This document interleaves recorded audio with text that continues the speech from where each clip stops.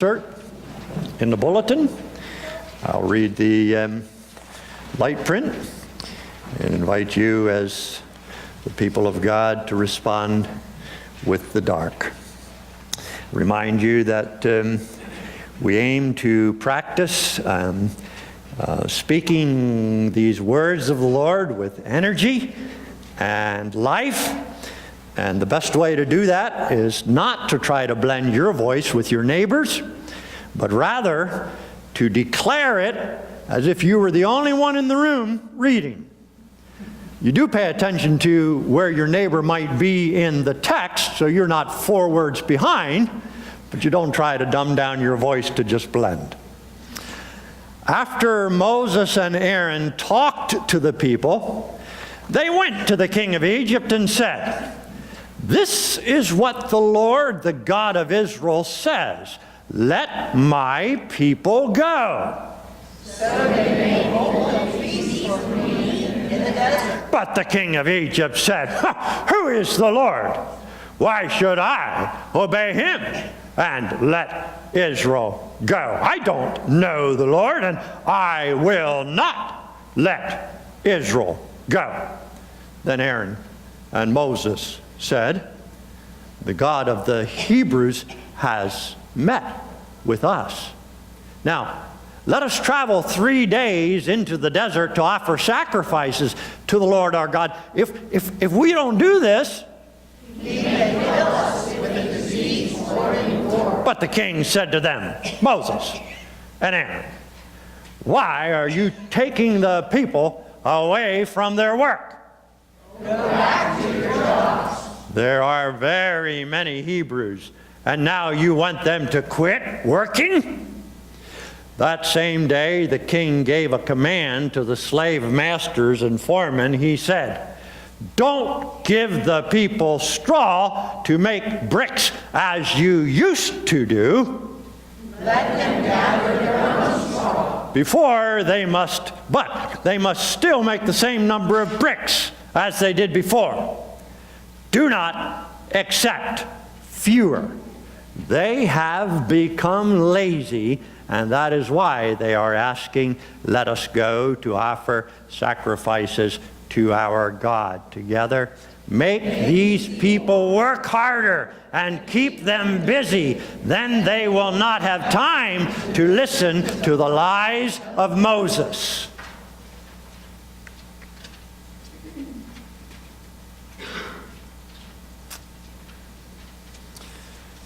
Brothers and sisters, the word of the Lord. Amen and amen. You may be seated. We started this Journey from Bondage to Promise series when it was suggested that we periodically consider preaching from the ACC quizzing material over the time that our youth are studying that material, and that seemed like a good idea, and this year they're studying the book of Exodus. I began the series last week looking at this powerful story of God telling the midwives, the Hebrew midwives, that they were not to obey the instruction of the king to kill the sons of the Hebrew mothers, but they were rather to let them live. And the text tells us that out of a fear of the Lord, they did not follow through to obey the king's instructions. Today, let my people go. We note in the text, first of all, that even dictators answer to the God of the universe. Even dictators. They have to give an answer for how they use the power. But the God of the universe has allowed them to use. Even dictators answer to the God of the universe. As we noted last week, God blessed the midwives because their actions, their fudging of the truth, their courageousness was rooted in a fear of the Lord. And I believe I at least attempted to make it crystal clear that if you cheat on reporting income on your taxes, you ought to fear the IRS as the instrument of God. If you speed, we ought to be afraid of law enforcement. Others, don't use my sermon of fudging the truth to justify these actions. It was only out of fearing the Lord that there was grace on the midwives for their fudging of the truth. If you lie to get a job, fear exposure. If you lie for insurance, fear audit departments. And if you die before you're caught, fear the final judgment, because it all comes out.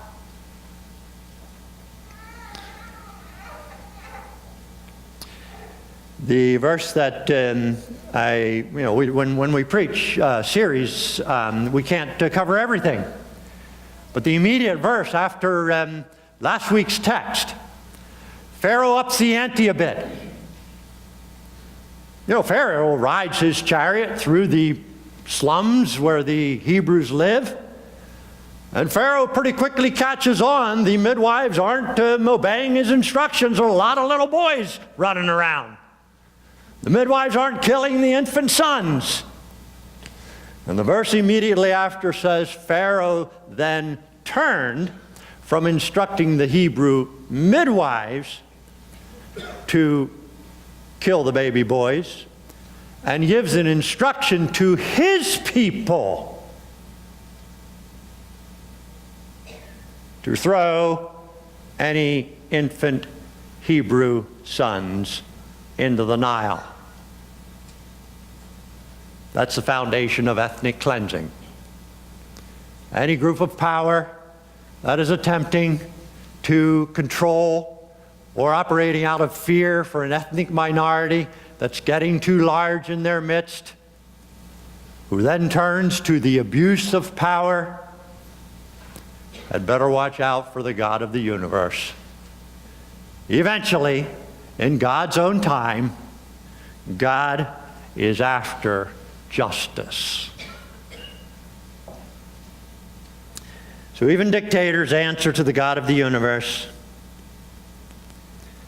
Moses and Aaron actually understood God better, much better than did Pharaoh. Now, I think in the New Testament, the New Testaments make crystal clear that the revelation of Jesus gives us a fuller picture of who God is.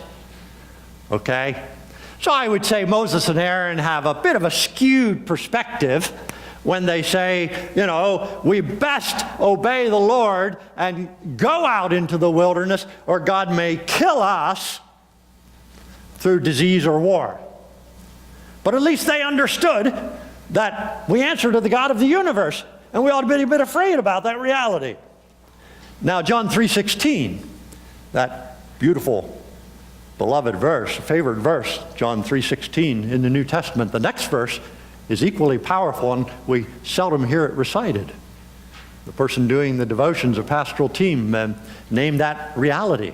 John 3:16, we all know it. God so loved the world that God gave God's only begotten Son so that we might be saved. And the very next verse ought to call us to gentleness and to compassion as Christians, because the very next verse says, God did not send Jesus into the world to condemn the world,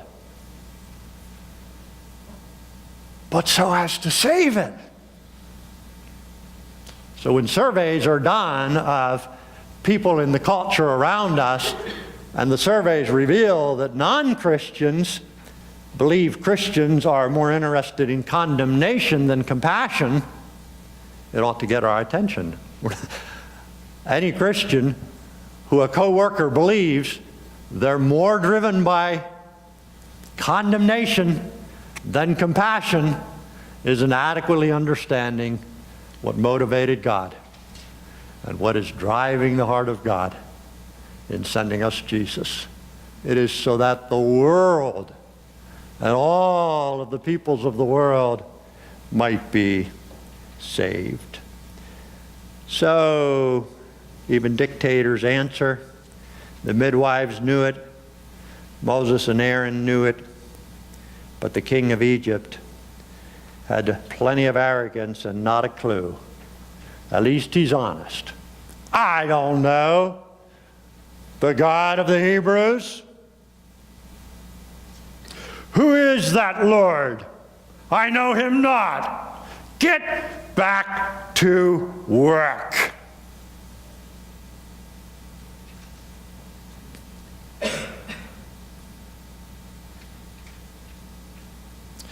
I acknowledged last week that I tend to preach much more from the New Testament than the Old, though I love these Old Testament stories. And I realized again, in preparing for this message, the deep value of spending time in the Old Testament. Now the reality is, today's Sunday school lesson about the rich man and the Lazarus, if we pay attention to the stories of Jesus and the parables of Jesus, even without reading the Old Testament, one would know Jesus cared about economics. Jesus cared about people being provided for. These things matter in the gospel. And yet there's a lot of Christians around us today who believe that Christian faith is only about getting to heaven, nothing about living life now. And those of us who had the privilege, I won't quote it because I didn't ask the person permission, but those of us who had the privilege of being in the Sunday school class I was in heard a powerful, powerful testimony about that reality. And a powerful, powerful call for those of us who've grown up in generations of faith and faithfulness, how much we best recognize how deeply we've been formed and shaped by the truths of the Scriptures, and what a deep gift it is. So I believe that even just from the New Testament we would know that being saved is not just about heaven, it's about how we behave on earth. But what I recognized again in spending time in Exodus is that it's crystal clear from the Old Testament, because the very first story, a foundational story that feeds the people of God in their faith down through the generations of time, is God intervening to save his people. That was all about economic injustice, calling them out of a system of oppression where Pharaoh misused his power, beat upon them, didn't pay them adequate wages, and God said, I'm going to deliver you out of that into a promised land, and I'll give you a set of instructions about how to behave and how to live. So everybody has their house and everybody has enough food to eat, and there's shalom and peace and joy. This theme of economics mattering to God start right in the beginning and goes all down through the Scriptures. And what we see Pharaoh doing, well, that leads into the second point, so let me just name it. God's salvation is big enough to include economics. It does absolutely have to do with the condition of our soul. It does absolutely have to do with getting into heaven. It does absolutely have to do with a transaction of my soul from being possessed and owned by evil to being possessed and owned by God. But the salvation of God, the Scriptures would declare, is big enough to include that and also include economics.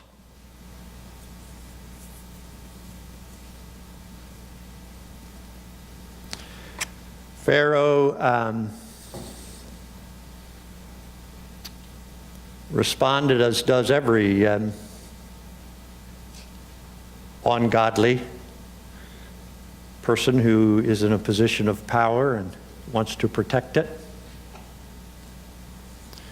Pharaoh assumes that their request to have a few days to get aside and retreat, they don't want to work 7 days a week.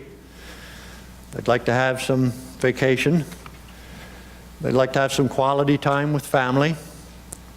They want to get out into the desert in obedience to the Lord's call, that life have some shalom. Like every person in power who operates not out of the heart of God, but out of a protection of their power, Pharaoh makes some assumptions. Your leaders are lying. He says that at the end. Keep these people busy, make them work harder, then they won't have time to listen to the lies of Moses. So they try to discredit the voice that is calling them to use their power in a different way. They try to blame the powerless.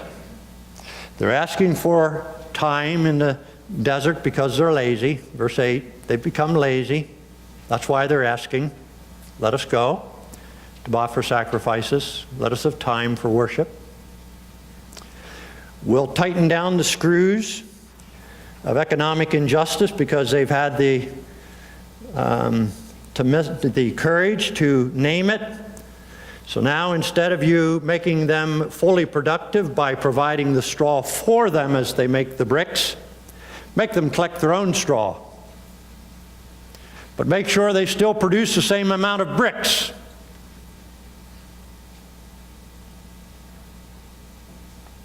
If you were the God of the universe, and you looked in on the grand display of the world, and you loved the world, and by the way, the New Testament makes it radically crystal clear that all of the peoples of the world are equally loved by God. It's part of what, that truth is part of what unleashed a lot of fury towards Jesus. The Israelite people wanted to believe somehow they were favored as an ethnic group. But the New Testament makes it clear the favor in the Old Testament of the Jews was so as to use them to reveal to the world that all of God's people were loved and that God is powerful enough to do something about it. Where the Jews went wrong was they thought somehow that God gave them favor because they were special. So if you were the God of the universe and you were looking at the grand design of the world and you had an equal love for all of the peoples, and the cries of the slaves and the cries of the enslaved were rising up, would you not eventually, if there was no other way, reach in and mess with the systems? Unleash locusts and, well, what is the list? That comes in the next chapters.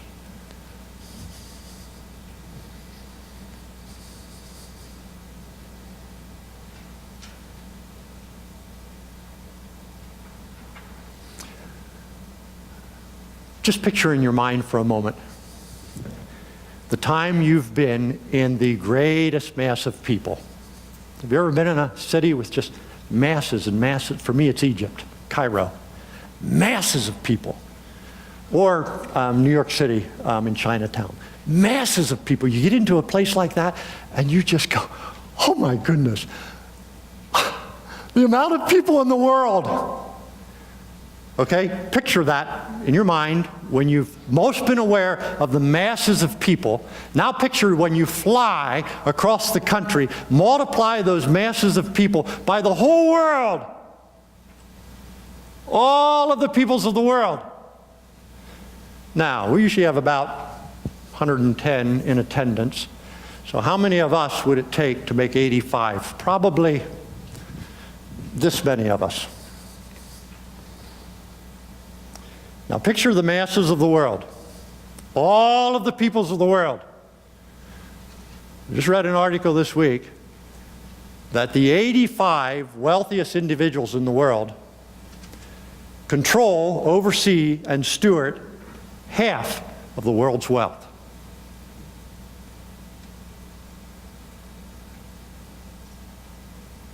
Did you hear me? This many people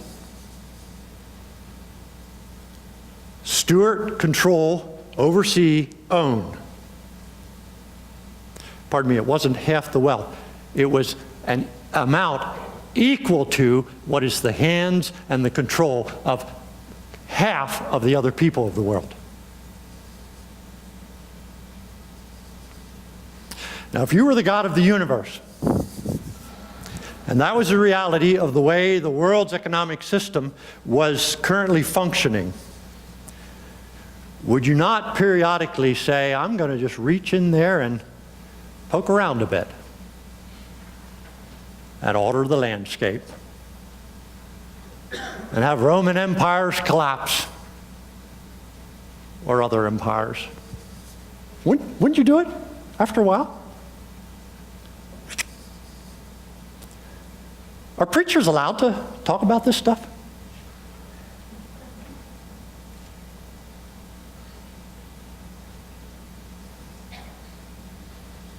There are radio pundits who, if this message reached their radio station,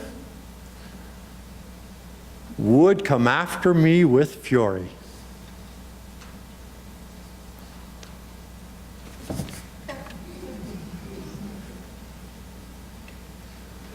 Is this the way most American preachers preach?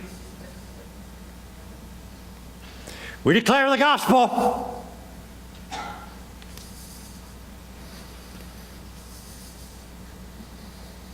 Some of you criticized me for punching back 2 years ago when one of those radio pundits who claims to be Christian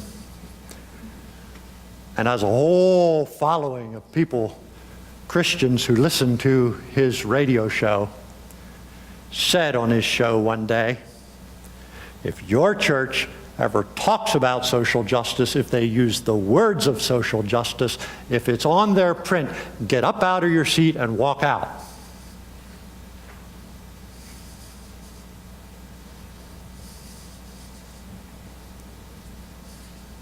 His last name rhymed with Peck.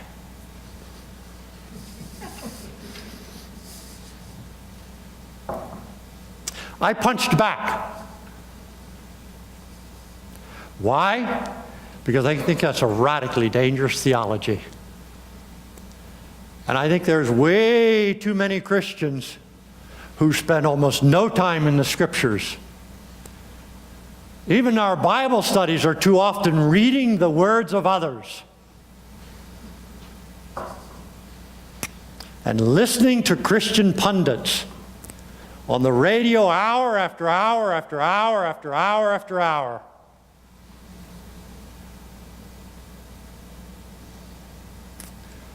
And I'll admit to you, it makes me afraid.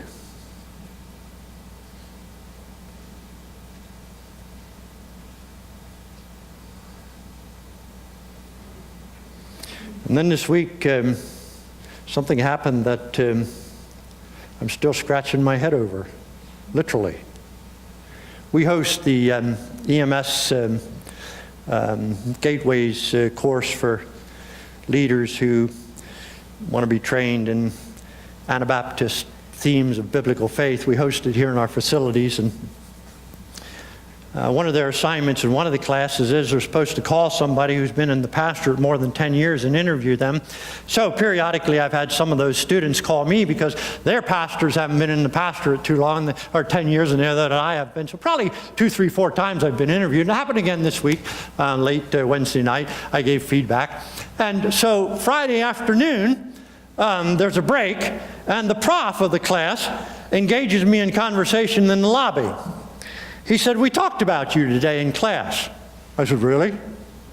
He said, yeah, the person who interviewed you told us what you said in answer to the questions. I said, well, yeah, I assumed that she would. He said, well, you should know something. I said, well, what's that? He said, hands down, you have longevity beyond any other pastor. You've been at it longer than anybody else. I said, well, one can interpret that 2 ways. One can recognize I started younger than most. I was a 19-year-old kid. Or one could say I'm not good enough to do anything else, so I'm still at it while everybody else in my seminary class is going on to do other things. I mean, you can't interpret it two ways. I, by the way, don't think it's that the others in my seminary class are doing better things. But I've noticed how many of the people that I went to seminary with aren't pastoring anymore. They're just not. And so he said, you've got the greatest longevity. And he said, we talked more about that in the class, and here's the conclusion we came to. What he said so stunned me, I didn't even ask him why they came to that conclusion. I just was so stunned I kind of walked away. I wouldn't have put the two together. He said, we concluded you have longevity because of your boldness. We think you're fearless.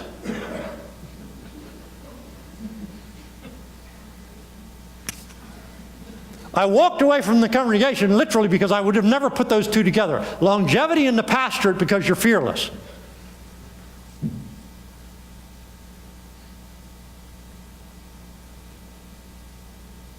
I did say to him, I said, well, at midlife when I got really beat up and my ministry was attacked and I got slandered, I did have to resolve before the Lord whether I had a call to ministry or not. And I said, one of the things I determined was if God was still calling me to preach, I was only going to do it for whatever length of time I had the courage to speak the truth. I had discovered you can take all kinds of attacks and assassinations and it doesn't destroy me. Because God is faithful. It's not about me, it's about God.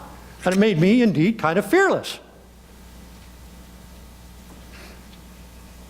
Well, no, that's not true. I get really anxious sometimes and afraid about the future of the church and will we make it through our hard times. I'm not talking about our congregation, I'm talking about the broader Mennonite church. Then I go to a place, a gathering like we had the opportunity to be at the last several days, and the anxiety comes down and faith grows. But what I'm declaring out of the scriptures today is even dictators answer to the God of the universe, and God's salvation is big enough to include economics. Article in the paper this morning, I cut it out. It says, many Democrats and Republicans say they see a growing chasm between the wealthiest individuals and the rest of the country's residents. In other words, there's agreement about that. But there are wide partisan disagreements over how much the government should and can do to address the issue. That's because opinions about the causes and solutions are often filtered through very different lenses. Democrats typically favor government intervention, while Republicans are often oppose large federal programs that assist the poor. One local politician is quoted in saying, the answer is not necessarily government programs and more money. There are a lot of common sense ideas that could reduce poverty, and he lists a number. Another says, well, his father, a former governor, used to say there's one question all public officials need to ask themselves: what did you do when you had the power?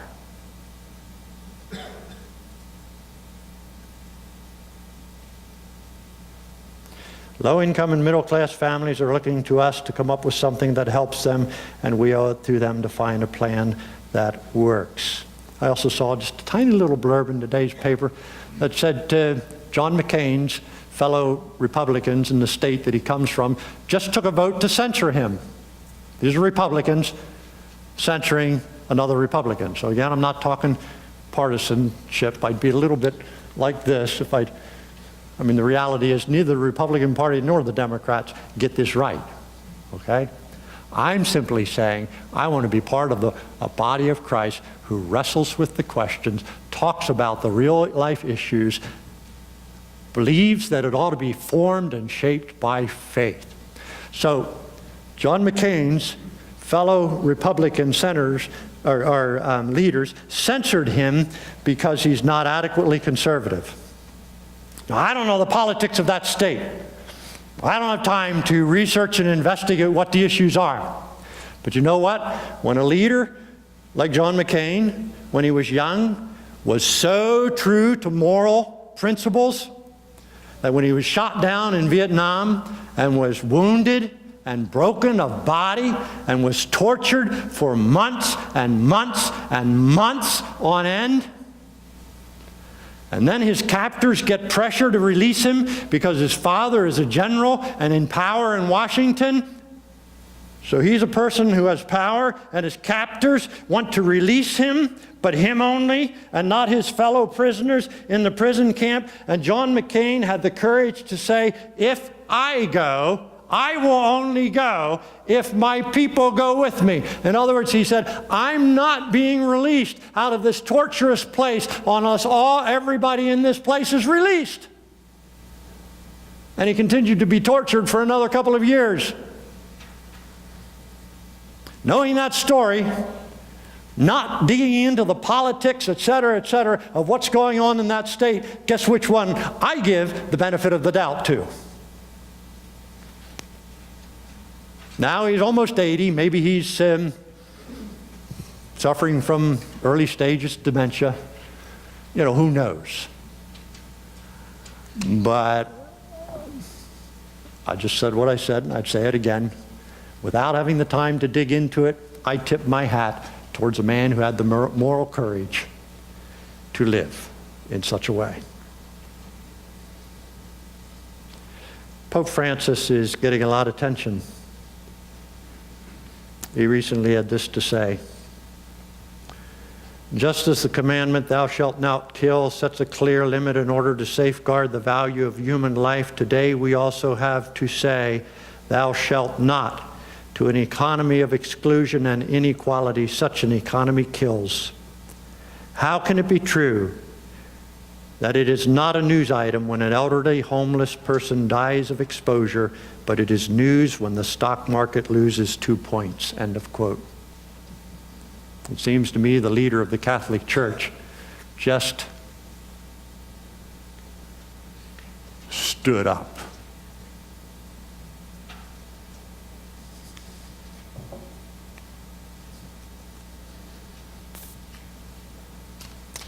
God's salvation is big enough to include economics, and we will all work either with God or against Him.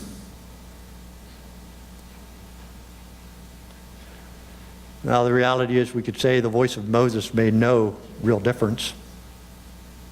God intervened. I mean, the fact that the people of Israel got to exit out of Egypt, and even, as the scriptures say, carried along a bunch of gold and Egyptian possessions because they plundered the Egyptians. That's a whole other story.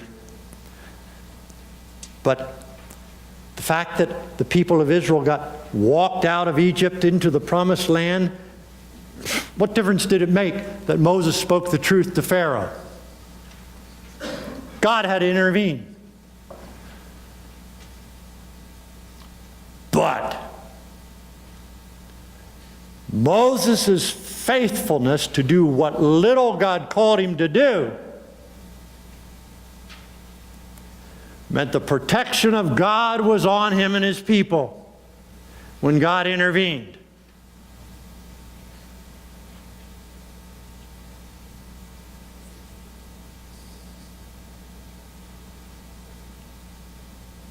It's time to quit. I was going to end with a story. The benefit of being a long-term preacher is you yet have next week. So I'll quit.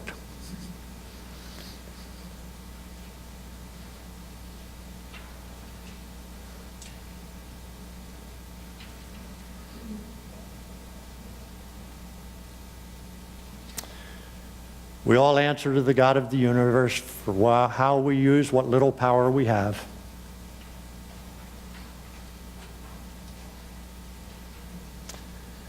The biblical story makes it, I believe, crystal clear that salvation is big enough to include economics. We all either work with God or against Him.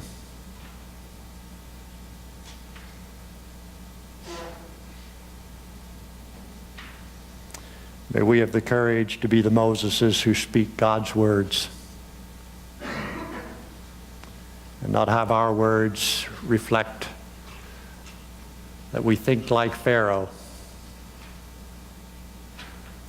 and we defend our place in the world like the Egyptians.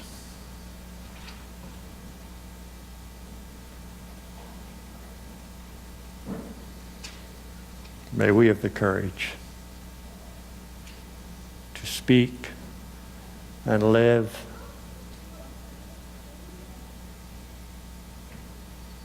the ways and the words and the will of an immensely big God who sent his Son, not so as to condemn the world, but to save it.